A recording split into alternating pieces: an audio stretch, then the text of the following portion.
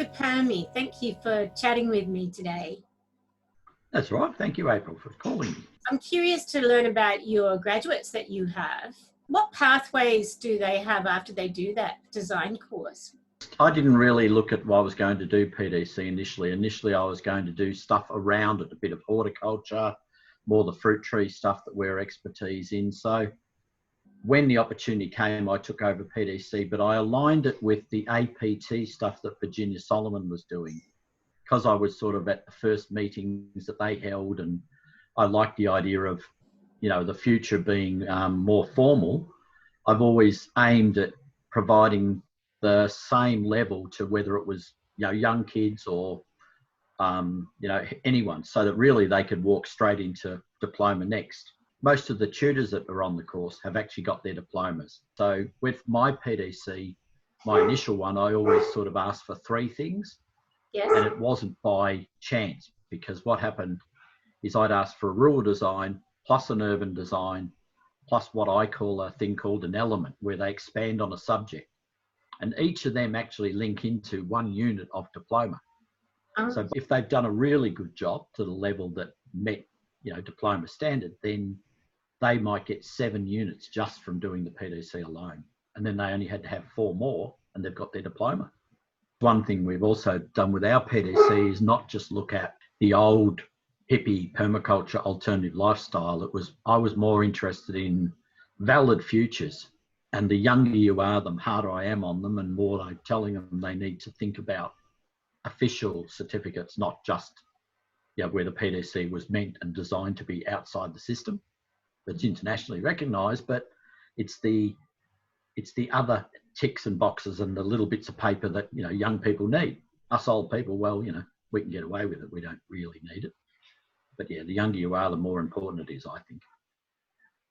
Thank you. I think that stems from my walking out of my first degree back in the late 1970s, early 80s. And I think I've never forgiven myself, and I won't let young ones make that same silly mistake. Very.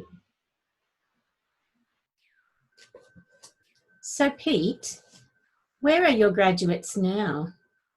Oh, geez.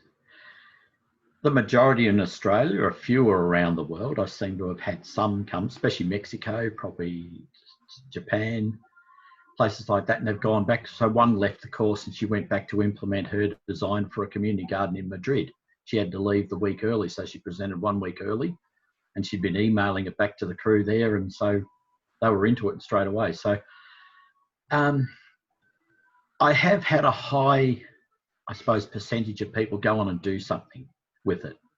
And I think that's just testament that, I give them a hard time and push them a bit harder and make them think about the future a bit more than, say, just running through the mill of doing PDC and ticking boxes. So I've had CEOs that were going to retire in 7 years to their 100 acres. Well, the wife did it.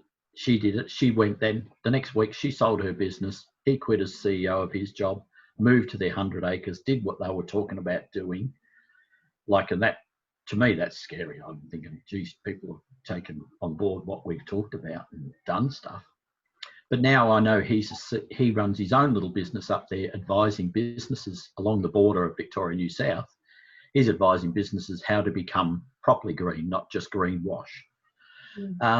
Many have walked out, and I run a coaching sort of thing with them after, if they're interested in starting their own small business. So the things like the netted enclosures, there's probably 5 of them out there, building them and employing up to 5 people.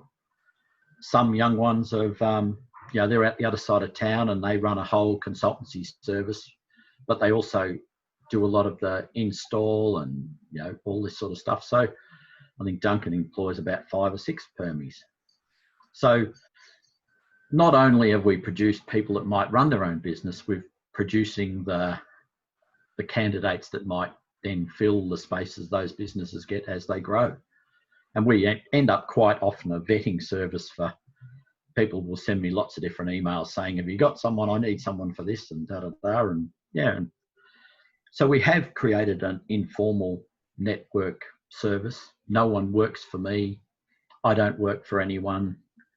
We don't get kickbacks, you know. So when someone says, oh, I need someone to do such and such, well, I'll say, well, look, here's a couple of names.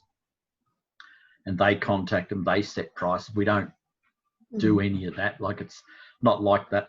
The other side of business that I know quite well from my old days and from, you know, where my brother works as a builder, that sort of thing, and how they operate.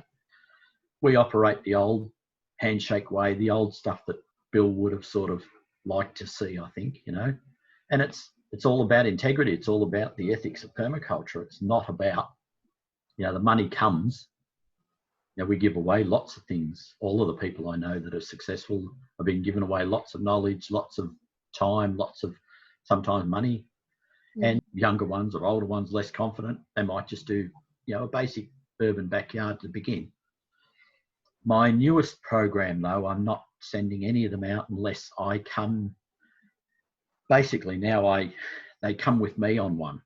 So the only ones I'm doing, I've brought out a new person who wants to be a designer, comes with me and follows me through, typically on my walk and talk ones. And so then I usually say, right, well, you take all the notes, you submit back all the stuff, we'll share the funds of that one. And then, you know, after that, we go, okay, well, you're right on your own.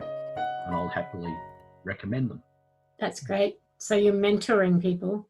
You've been doing that's, I think, much more now. That's what I've really become more than anything as a mentor, whether it's the internship here, you know, we're probably the only people that pay their interns, where everyone else might have different arrangements or they pay and things like that. I have this thing that sticks with me that, you know, I've never taken anything for nothing.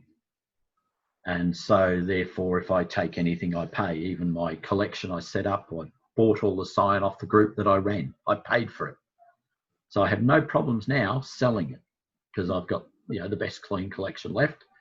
I've got no problems asking the right price for it.